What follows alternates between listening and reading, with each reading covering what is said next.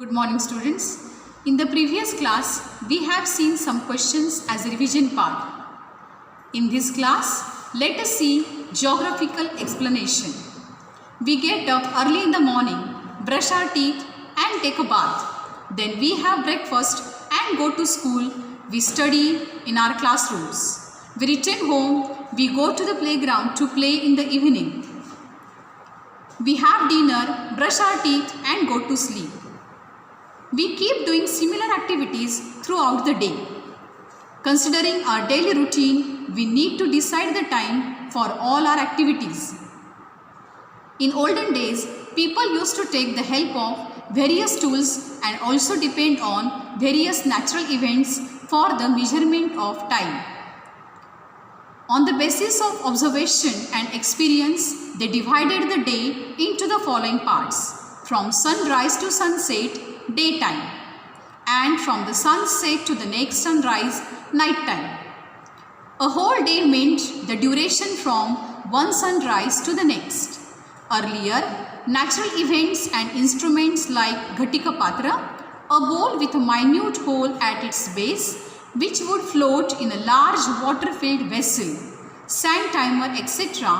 were used to tell time. The earth takes 24 hours, that is one day, to complete one rotation. We consider the direction where the sun rises to be the east. Thus, the earth rotates from west to east. As a result, we experience sunrise, noon, sunset and midnight. During rotation, the longitudes in the western part face the sun gradually, while those in the east experience darkness. The longitude which faces the sun experiences sunrise, while on the other hand, the one in the darkness experiences sunset. While traveling in a bus, we often see trees, electric poles, buildings, etc. outside the window. They appear to be moving in the opposite direction. Actually, they are stationary and our bus is moving forward. Similarly, because of the rotation of the earth, we feel that the sun is changing its position from east to west daily. Let us have one activity here. Try this.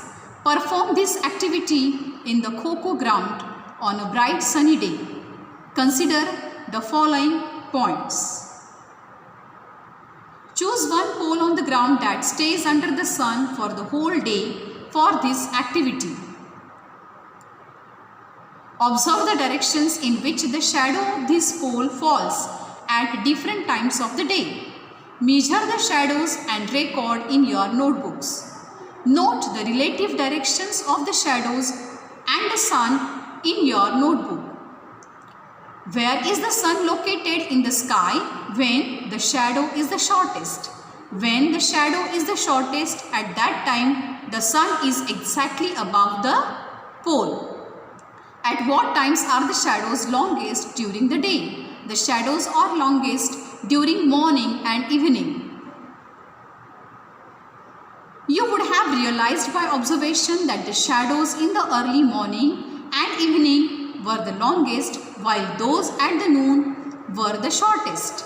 Because of the change in the apparent location of the sun in the sky, the length and direction of the shadow of the pole kept changing. This is because of the specific part of the earth faces the sun during rotation and moves forward. Incidentally, we also experience that it is cooler in the evening and warmer in the afternoon. The local time. This point we will see in the next class. Thank you.